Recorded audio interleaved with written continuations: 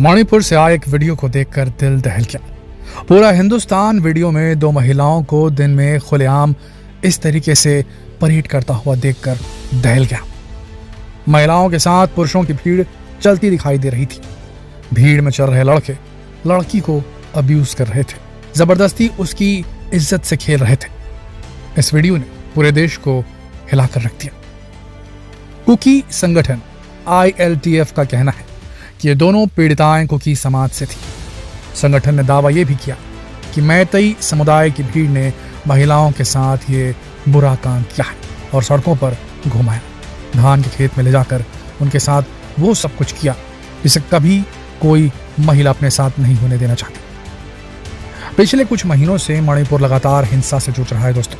इतना समय बीत जाने के बाद भी वहां फैली इस प्रकार की जो एक अशांति है वो रुकने का नाम नहीं ले रही। लेकिन क्या आप जानते हैं कि इस हिंसा की असली वजह क्या है? आखिर क्यों एक ही प्रदेश के दो समाज एक दूसरे की जान के दुश्मन बन गए? आज के वीडियो में हम मणिपुर के हिंसा का असली इतिहास आपके सामने लेकर आने वाले हैं। तो बिना रुके बिना स्किप किए इस वीडियो को पूरा देखिएगा। आपको समझ में आ जाएगा कि मणिपुर में जो चल रहा है वो क्यों चल रहा है और इसके पीछे इसका इतिहास क्या है। मणिपुर दंगों की वजह जानने से पहले हमें मणिपुर को जानना पड़ेगा। मणिपुर भारत का एक पूर्वोत्तर राज्य है, नॉर्थ ईस्टर्न स्टेट। इसकी राजधानी इम्फाल है। इसके उत्तर में नागालैंड, दक्षिण में मिजोरम है, पश्चिम में असम व पूर्व में म्यांमार है। इसका क्षेत्रफल 22,347 वर्ग किलोमीटर है। मणिपुर का शाब्दिक अर्थ है आभूषणों की भूमि। भारत की स्वतंत्रता से पहले ये एक रियासत थी जहां महाराज बोधचंद्र का शासनकाल था। आजादी के बाद मणिपुर के राजा ने भारत में विलय नहीं किया बल्कि वहां अपनी संविधान लागू कर दिया। लेकिन 1949 में 1949 में भारत सरकार के दबाव के चलते उन्होंने भारत में विलय करना मंजूर कर लिया। यहीं से समस्या की शुरुआत हुई। उस समय मणिपुर को राज्य का दर्जा नहीं दिया गया था। इसे राज्य का दर्जा 1972 में दिया गया। कई लोगों का मानना था कि मणिपुर को जबरन भारत का हिस्सा बनाया गया है। लोगों ने इसका विरोध करना शुरू कर दिया और इस वजह से मणिपुर में कई अलग अलग किस्म के उग्रवादी संगठन जैसे कि पीपल्स लिबरेशन आर्मी वगैरह वगैरह बनने लगे, पैर जमाने लगे। इस वजह से मणिपुर में कई हिंसक घटनाएं भी देखी गई। इन सभी का मकसद मणिपुर को एक स्वतंत्र देश बनाना था और यह भी मणिपुर में हमेशा से चली आ रही हिंसा की एक बड़ी वजह है। इसके अलावा मणिपुर की हिंसा में नागा आंदोलन का भी काफी इफेक्ट पड़ा था। इस आंदोलन की जड़ नागालैंड में है, जहां इस आंदोलन को national socialist council of Nagaland lead कर रहा था और यह संगठन नागालैंड के साथ साथ मणिपुर में भी एक्टिव था। यह संगठन ग्रेटर नागालैंड की मांग करता रहता है। इस वजह से मणिपुर के आदिवासी समूह कुकी और नागा इन दोनों के बीच विवाद शुरू हो गया, क्योंकि नागा लोगों का मानना था कि मणिपुर के कई हिस्से ग्रेटर नागालैंड का हिस्सा है और इस तरह यह संगठन कुकी आबादी वाले इलाकों में अतिक्रमण करने की कोशिश कर रहा था और बस इसी वजह से दोनों पक्षों में विवाद शुरू हो गया और इस कारण कुकी आदिवासी समूहों में भी कई आतंकवादी संगठन सर उठाने लगे। लेकिन अब इस समय मणिपुर जिस हिंसा की आग में जल रहा है वो कुकी और मैतेई समाज के बीच का विवाद है। मैतेई हिंदू हैं, वे मणिपुर में बहुसंख्यक हैं। वर्तमान में वे केवल इम्फाल घाटी में रहने को मजबूर हैं। इसकी वजह यह है कि उन पर अपने ही राज्य के पर्वतीय इलाकों में संपत्ति खरीदने और खेती करने पर कानूनी तौर पर रोक लगा दी गई है। यहाँ ईसाई बन चुके कुकी और नागा समुदाय के लोग रहते हैं, जिनकी आबादी 40% है। ये मणिपुर के कुल क्षेत्रफल के 90% हिस्से में रहते हैं। मैतेई समुदाय की जनसंख्या करीब 53% है, लेकिन वो करीब 10% क्षेत्र में ही रह सकता है। कुकी और नागा समुदाय के इम्फाल घाटी में रहने पर कोई कानूनी बंदिश नहीं है।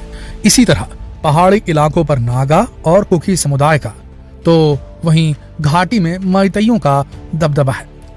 मणिपुर में एक कानून है, इसके तहत घाटी में बसे मैतेई समुदाय के लोग पहाड़ी इलाकों में बस नहीं सकते और ना ही वहां जमीन खरीद सकते हैं। लेकिन पहाड़ी इलाकों में बसे जनजातीय समुदाय के कुकी और नागा घाटी में भी बस सकते हैं और जमीन भी खरीद सकते हैं। पूरा मसला इस बात पर है कि प्रदेश की 53% से ज्यादा आबादी सिर्फ 10% इलाके में रह सकती है, लेकिन 40% आबादी का दबदबा 90% से ज्यादा इलाके पर है। इसीलिए समाज खुद को शेड्यूल ट्राइब में शामिल करने की मांग कर रहा है।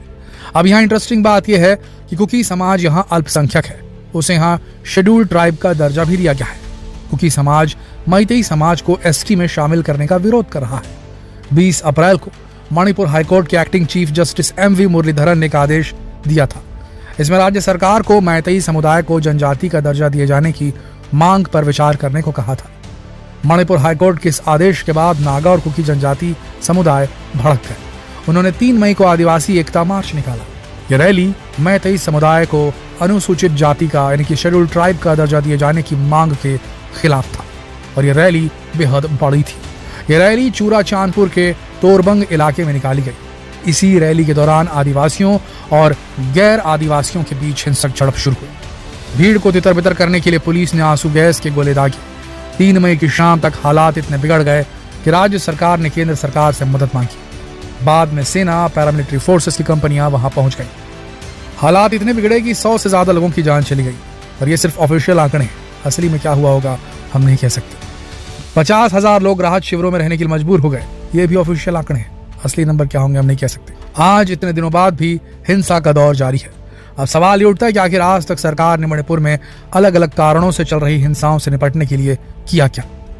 असल में यहाँ कई जाति और समूह मौजूद हैं, जिस वजह से सरकार को हिंसा से निपटने के लिए काफी परेशानियों का सामना करना पड़ता है। लेकिन फिर भी हम सरकार के प्रयासों को 2 तरह से देख सकते हैं। पहला है सैन्य कार्रवाई। मणिपुर में हिंसा की शुरुआत आजादी के बाद से शुरू हो गई थी, इसीलिए 1958 में 1958 में सरकार ने यहाँ AFSPA कानून लागू कर दिया था, जो सुरक्षा बलों को कहीं भी ऑपरेशन करने और बिना वारंट के किसी को भी गिरफ्तार करने का अधिकार देता है। ये खासतौर से नागा आंदोलन को दबाने के लिए लागू किया गया था। इसके अलावा सरकार ने यहाँ ऑपरेशन ऑल क्लियर नाम से भी एक मिशन लॉन्च किया था। इसका मकसद पहाड़ी इलाकों में छिपे उग्रवादी संगठनों का सफाया करना था। इसके अलावा यहाँ युद्ध विराम भी लागू किया गया। इसके तहत कई समझौते किए गए, जिसमें एक समझौता नागा समूह और भारत सरकार के बीच 1957 में हुआ, जिसमें तय किया गया था कि हिंसा को रोका जाएगा। फिर 2008 में कुकी विद्रोहियों और राज्य सरकार और केंद्र सरकार के बीच एक समझौता हुआ, जिसमें राज्य में उग्रवादी गतिविधियों को कम करने की कोशिश करना तय किया गया। लेकिन इन प्रयासों के बावजूद आज भी मणिपुर में कई ऐसे समूह एक्टिव हैं जो कि लगातार हिंसा फैलाने में लगे हुए हैं, और मणिपुर में इस समय चल रही हिंसा भी इन्हीं समूहों का परिणाम है। सरकार इस समय भी लगातार मणिपुर में हालात सामान्य करने में लगी हुई है। गृह मंत्री अमित शाह ने कई बार मणिपुर का दौरा किया, वहां के सभी समूह के नेताओं से मिलकर बातें भी की और इन्हें हालात नॉर्मल करने में मदद करने के लिए भी कहा। इसके बाद भी मणिपुर में हालात बिगड़ते ही जा रहे हैं। अब देखना है कि आखिर कब तक मणिपुर इस तरह आग में जलता रहेगा। सरकार के शांति स्थापना के प्रयास कितने सफल हो पाएंगे। आपको क्या लगता है, क्या मणिपुर में हालात नॉर्मल हो पाएंगे? क्या वहां के लोग कभी शांति से जी पाएंगे? क्या करना चाहिए सरकार को, और क्या सरकार करने से चूक गई? किस तरीके से उन महिलाओं को मिलेगा न्याय जिनके साथ वो बर्बरता पूर्वक घटना को अंजाम दिया गया? ये तो वो वीडियो था जो सामने आ गया। बताया जाता है ऐसा कई गांवों में हुआ है मणिपुर में, किसी एक जगह नहीं। व्यापक रूप से इंटरनेट बंद करने की वजह से वहां से इंफॉर्मेशन बाहर नहीं निकल पाई, और अब जब इंटरनेट खुला है, चीजें वहां से निकलकर बाहर आ रही हैं, तब समझ में आ रहा है कि क्या क्या हुआ था। दिक्कत वाली बात यह है कि जो भी घटना घटी थी, इसके पहले कोई ज्यादा गिरफ्तारी नहीं हुई थी, और अब जब ये पूरी दुनिया के सामने आ चुका है ये वीडियो, तब उसके बाद गिरफ्तारियों का सिलसिला जारी है। यानी कि कानून की आंखों पर पट्टी बांध दी गई थी। आपको क्या लगता है, कौन है इसका मुजरिम? नीचे कमेंट सेक्शन में लिखकर जरूर बताएं। जितना हो सके इस वीडियो को शेयर करें, फेसबुक पर, व्हाट्सएप पर, यूट्यूब पर। यह आपकी जिम्मेदारी है। इस वीडियो के अंत तक बने रहने के लिए दिल से धन्यवाद।